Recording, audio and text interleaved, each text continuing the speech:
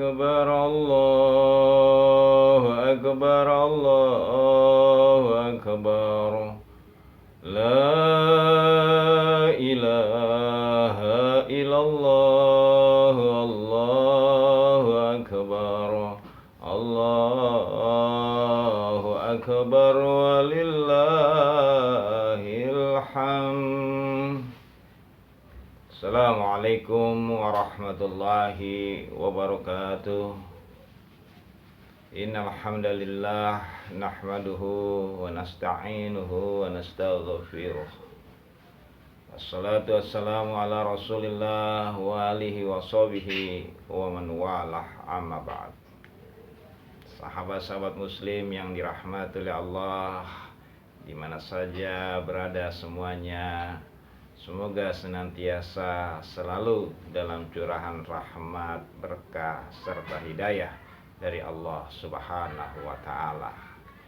Diberikan kesehatan, kelapangan rezeki, dimudahkan urusannya, serta diberikan solusi terhadap setiap permasalahannya, serta selalu dipanjangkan usianya oleh Allah Subhanahu wa Ta'ala. Amin ya Allah ya Rabbal Alamin.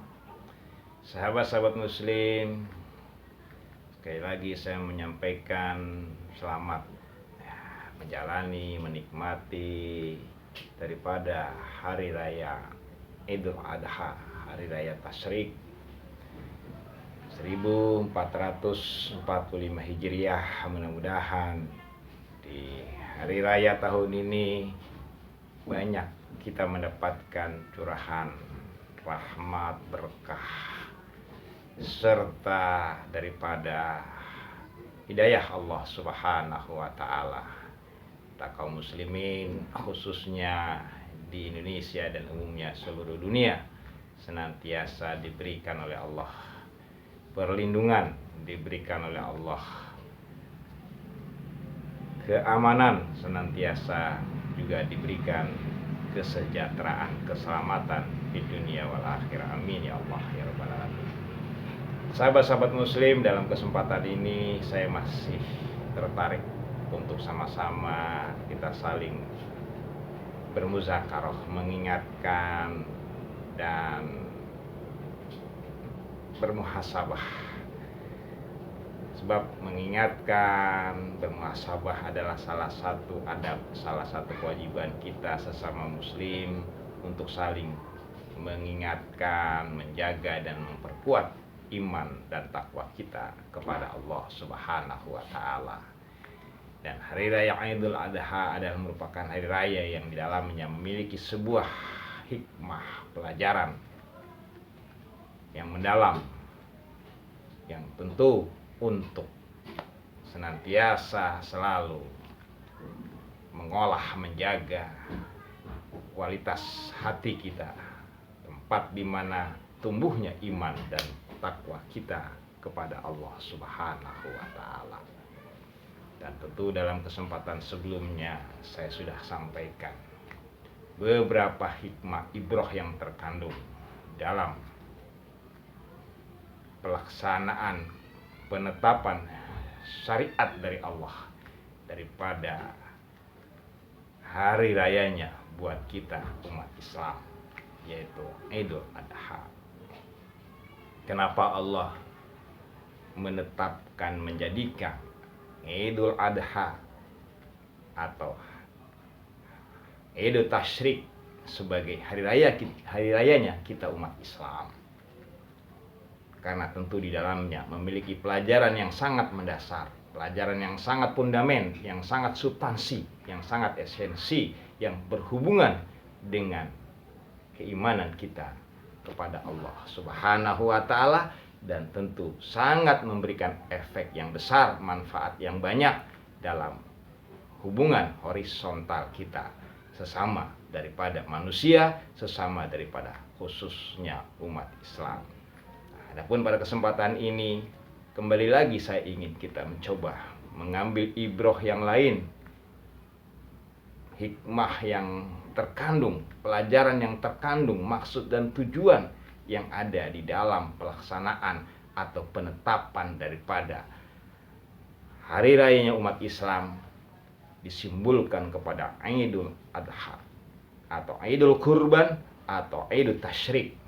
Tentu di sini sangat mengandung pelajaran yang besar yang harus kita ambil, tentu dengan proses perenungan dan pengkajian yang sungguh-sungguh. Wahai sahabat-sahabat yang dirahmati oleh Allah dimanapun adanya, Idul Adha atau Idul Kurban, jadi hari raya kita umat Islam disimbolkan dengan istilah adha atau kurban. Bukanlah berarti kata kurban disebut di situ berarti korban, wahai sahabat-sahabat. Karena kata kurban, kalau kata korban itu adalah berarti objek penderita, sesuatu yang dikorbankan atau sesuatu yang dijadikan objek penderita.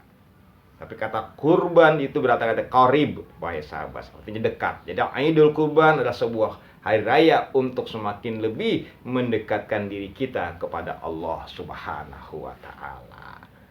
Walau jalannya di situ ada sebuah proses pengorbanan. Yang disimbolkan pengorbanan itu dalam bentuk pemotongan hewan,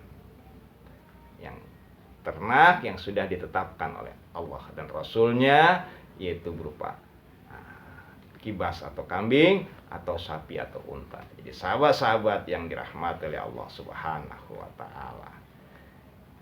Namun yang paling lebih penting lagi, wahai sahabat, pelaksanaan hari rayanya kita umat Islam disimbolkan dengan sebuah pemotongan hewan. Itu memiliki sebuah pelajaran yang sangat khusus, yang sebetulnya secara umum Idul Kurban adalah sebuah proses pengorbanan kita, bukti kesungguh-sungguhan kita yang rela berkorban dalam mendekatkan diri kita kepada Allah di dalam mematuhi perintah Allah.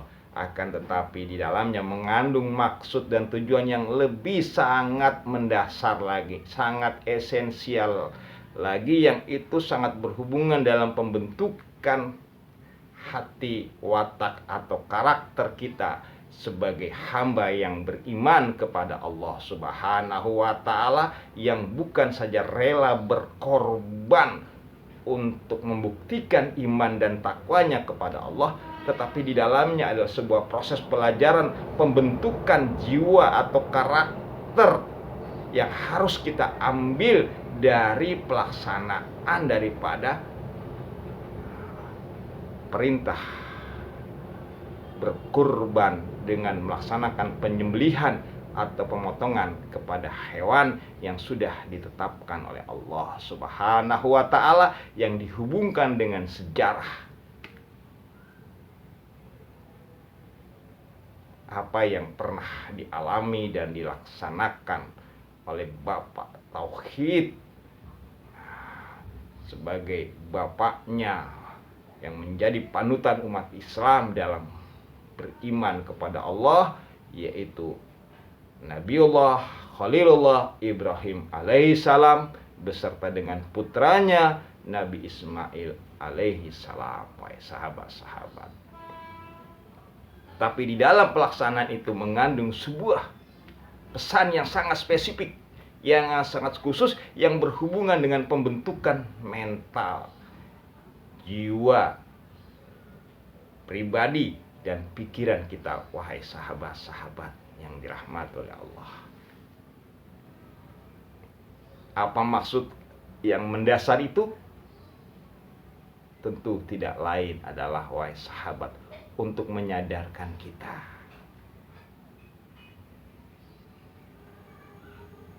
untuk mengingatkan kita yang pertama, yang paling utama, bahwa kita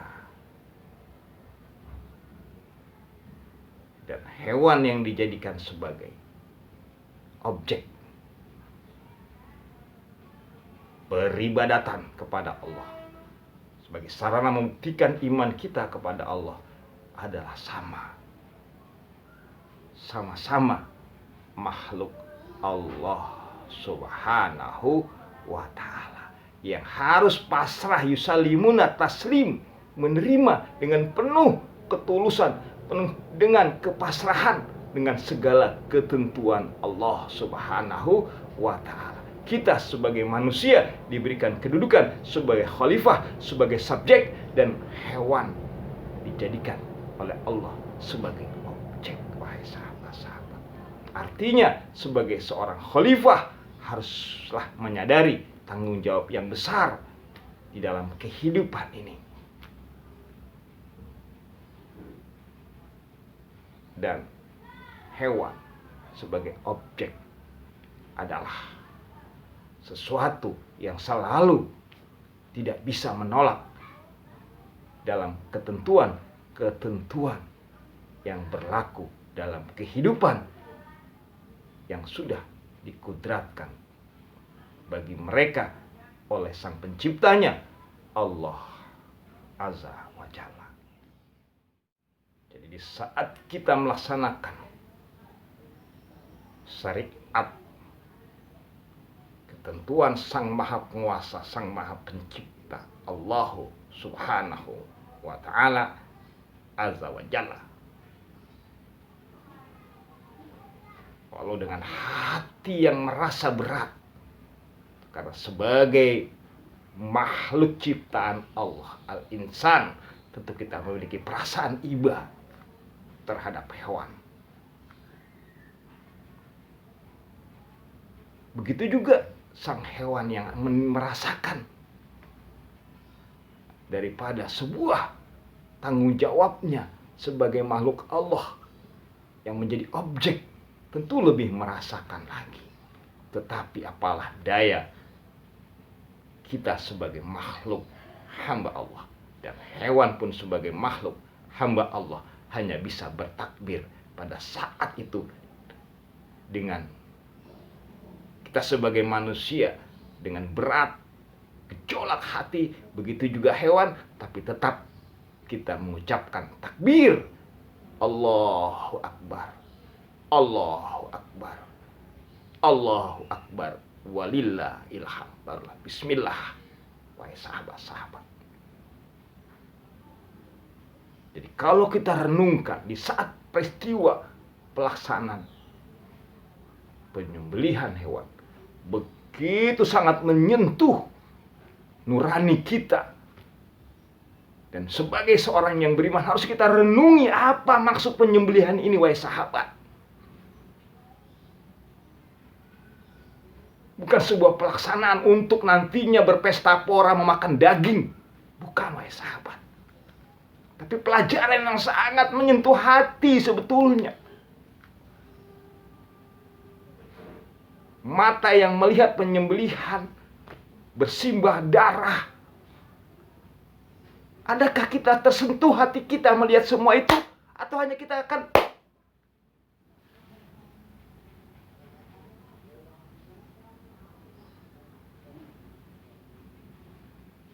tertawa berpesta pora? Nauzubillah. Allahu Akbar, Allahu Akbar, walillahil hamd. Sahabat-sahabat, sangat memalukan kalau seandainya itu tidak bisa menyentuh hati kita di saat kita menyembelih. Padahal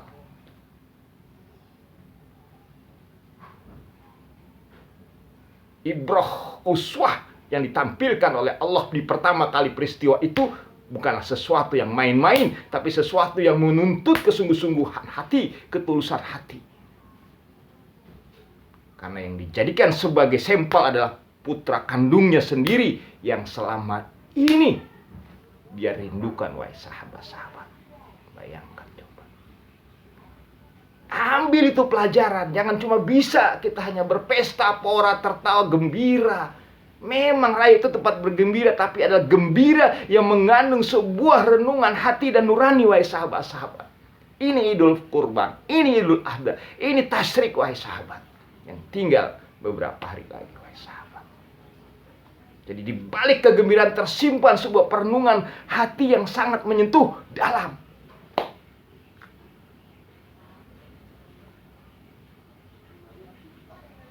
Allahu Akbar.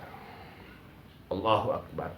Allahu Akbar walillahil hamd. Sahabat-sahabat yang dirahmati oleh Allah Subhanahu wa taala.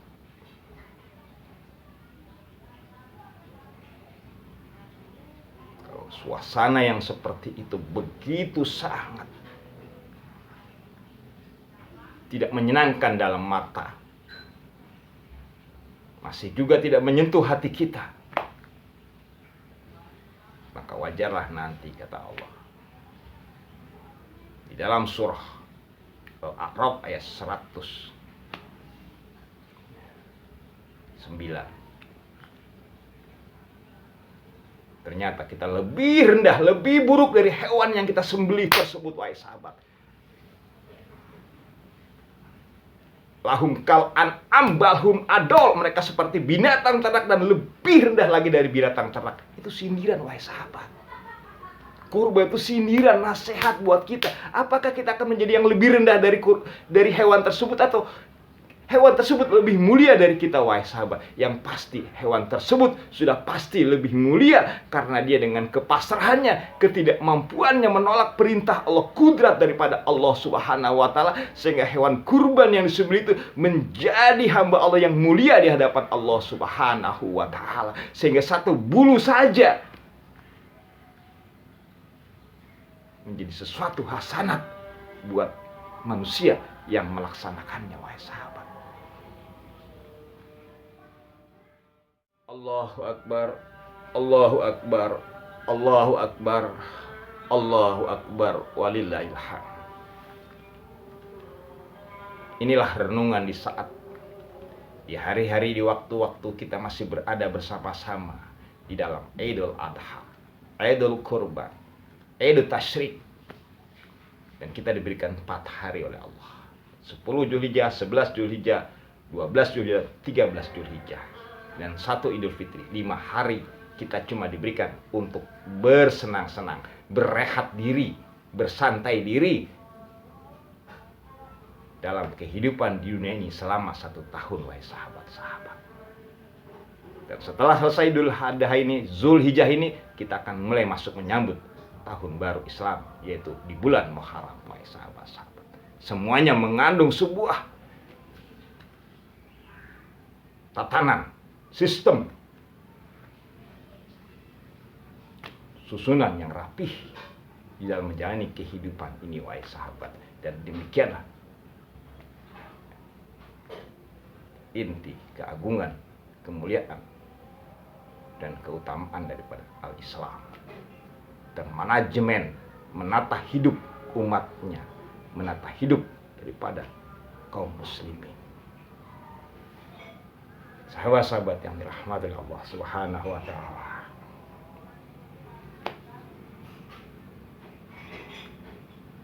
Dari sekian banyak, yang terpenting adalah dalam kesempatan ini ingin saya sampaikan maksud tujuan daripada Idul Kurban. Menurut renungan saya adalah, kamu manusia, jadilah manusia, khalifatullah fil ardh.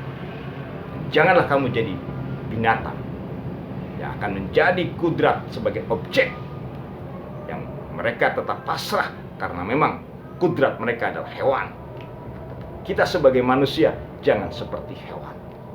Artinya, kikislah, sembelihlah, buanglah, hilangkanlah sifat hewan yang ada di dalam diri kita, agar kita bisa menjadi hamba yang aidul, kembali kepada Allah sebagai insan, bukan sebagai hewan, wahai sahabat-sahabat yang dimuliakan oleh Allah Subhanahu wa taala. Di mana saja berada, Idul Kurban adalah mengajarkan kita, menasehati kepada kita agar kita menjadi insan, bukan menjadi hewan yang nantinya akan menjadi kurban dalam kehidupan di dunia ini, akan menjadi objek dalam kehidupan di dunia ini dari orang-orang yang tidak beriman kepada Allah Subhanahu wa taala.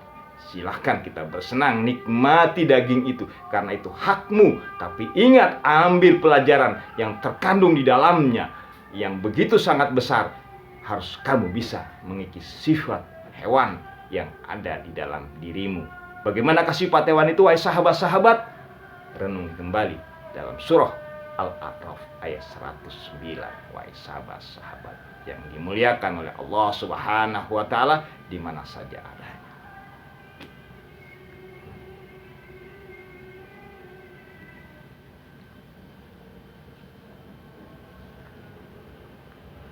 Yang pertama, wahai sahabat,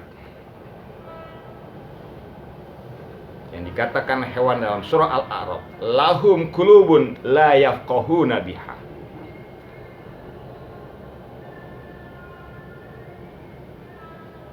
Yang dikatakan mereka sama seperti hewan karena mereka memiliki hati sama seperti hewan yang tidak memiliki penghayatan dan perenungan. Lahum qulubun, mereka memiliki hati, la yafqahuna, tidak digunakan untuk merasakan, merenungi, menghayati apa yang ada di dalam dirinya dan apa yang ada di luar dirinya. Wahai sahabat-sahabat, jadi ada perbedaan kualitas hati kolbun antara insan dan hewan, hayawan. Al-An'am dalam bahasa Qur'annya.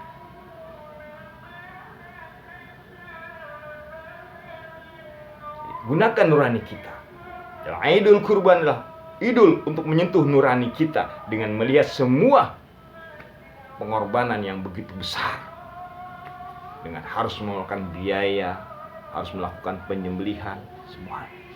Gunakan nurani. Apa? Semua ini yang tentu dihubungkan kepada kondisi dan kualitas pribadi masing-masing. Karena setiap pribadi masing-masing memiliki masalah mental, jiwa, hati nurani masing-masing.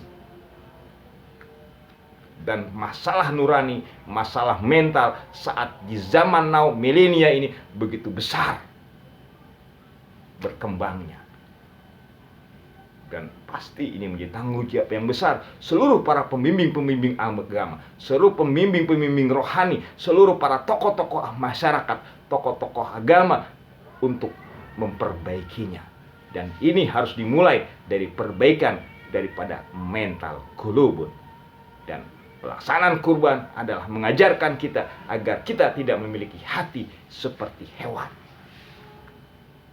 Tapi jadilah hati-hati manusia yang memiliki sebuah kepekaan yang besar, empati yang tinggi terhadap sesama makhluk, baik itu manusia ataupun makhluk yang lain. Wahai sahabat-sahabat yang dirahmati oleh Allah Subhanahu wa Ta'ala, kaum muslimin yang dirahmati oleh Allah Subhanahu wa Ta'ala, itu ya pelajaran pertama daripada Idul Kurban, Idul Adha, untuk mengajarkan hati kita tidak menjadi hati hewan, tapi menjadi hati manusia. Hati yang bisa yafqahun, yang memahami mana yang benar, mana yang salah, mana yang hak, mana yang batil. Mana yang tahu itu hak kita atau bukan. Jadi nggak main sembelih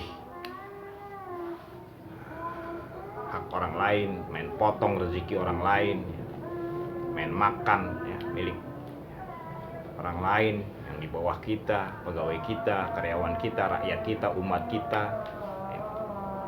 Jadi itulah tujuan daripada Idul Kurban, wahai sahabat. Jadi jaga kita tidak seperti hewan. Ya tentu harus dibina hati kita agar bersih, terlepas dari belenggu hawa nafsu dunia. Karena kalau hawa nafsu dunia sudah menguasai hati kita, pasti hati kita akan menjadi hati hawa, dan akhirnya akan menjadi memiliki kepribadian, perbuatan dan kelakuan seperti hewan.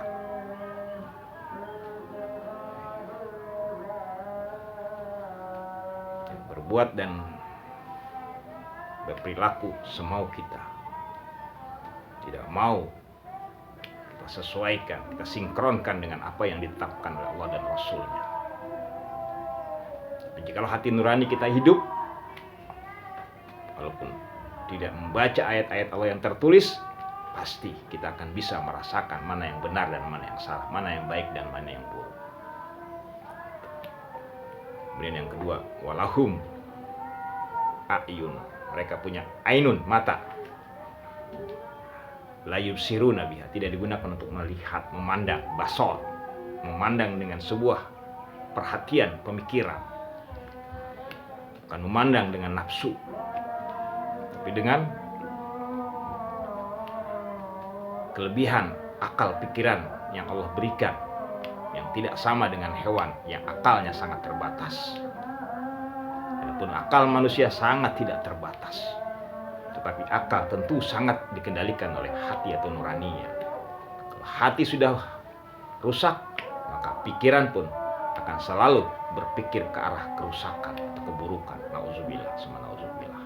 Maka dengan Aidul Kurban, agar kita kembali kepada akal kita sebagai manusia, mengembalikan nurani kita sebagai nurani manusia, mengembalikan akal kita menjadi akal manusia, bukan akal hewan. Main suka, main enak, main makan, main sikat. Nauzubillah, summa nauzubillah. Dan ini adalah merupakan fenomena zaman yang saat ini sedang banyak terjadi kalau kita saksikan dalam informasi media, baik media sosial atau media-media yang lainnya, televisi dan sebagainya. Wahai sahabat-sahabat muslim di mana saja berada, mudah-mudahan Aidul Kurban hati kita tersentuh kembali menjadi hati manusia, dan pikiran kita tersentuh, ayun kita tersentuh menjadi ayun yang selalu memperhatikan ayat-ayat Allah Subhanahu wa taala, memperhatikan sesuatu yang memberikan pelajaran yang baik, yang menjadi sebuah tuntunan untuk kita berkarya dalam kehidupan ini sebagai khalifatullah, membuat perbaikan di atas permukaan bumi ini, beramal dengan amal yang baik yang di dalam agama diistilahkan dalam amal soleh, amal yang baik, amal soleh. Wahai sahabat-sahabat yang dirahmati oleh Allah Subhanahu wa taala. Kemudian yang ketiga ciri manusia adalah yang berbeda dari hewan, walahum azan, mereka memiliki telinga, pendengaran, yang dimana hewan memiliki azan, memiliki uzun, la yasma'un, tidak digunakan untuk mendengarkan berita-berita, nasihat-nasihat yang baik. Jadi tidak tertarik dengan sesuatu yang bisa menyentuh hatinya, tapi dia lebih suka mendengarkan dan menyaksikan sesuatu yang hanya membuat hatinya lalai dan lupa. Tertawa terbahak-bahak, bergembira, bersenang, bersukaria, padahal umur sudah tua bangka. Semakin kita tertawa, semakin hati, penglihatan dan pendengaran kita semakin tertutup dari kebenaran. Dan akhirnya di saat waktunya kita harus menghadap Allah Subhanahu wa taala, kita tidak bisa mengucapkan la ilaha illallah yang bisa cuma mata melotot menyaksikan ruh yang ditarik oleh malaikat sang pencabut nyawa. Karena hati selalu lalai, karena uzun, telinga kita hanya lebih suka mendengarkan sesuatu yang tidak membuat hati kita, pikiran kita lebih dekat kepada Allah Subhanahu wa taala.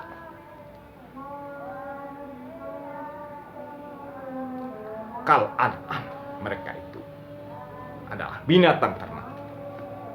Balhum, bahkan mereka adol, lebih rendah dari binatang. Artinya ketika kita melakukan penyembelihan tanpa kita sadari bahwa kita hanya melaksanakan perintah Allah saja, maka pada saat itu kita betul-betul sama dengan hewan, hanyalah merupakan objek wayang dari Allah Subhanahu wa taala. Kalau tidak, maka sungguh kita sama hewan memotong hewan, atau terbalik hewan memotong manusia. Bentuknya hewan tapi derajatnya lebih daripada manusia. Wa afan minkum. Allahu a'lam bishawab. Barakallahu li wa lakum. Mudah-mudahan ini bisa mengingatkan kita, karena waktu yang membatasi kita. Mudah-mudahan ini bermanfaat buat kita. Mari kita gunakan hati kita, penglihatan dan pendengaran kita untuk memikirkan hal-hal yang bisa semakin lebih mendekatkan diri kita kepada Allah Subhanahu wa taala. Barakallahu li wa lakum walhamdulillahirabbil alamin. Ila liqam assalam. Wassalamualaikum warahmatullahi wabarakatuh. Terima kasih.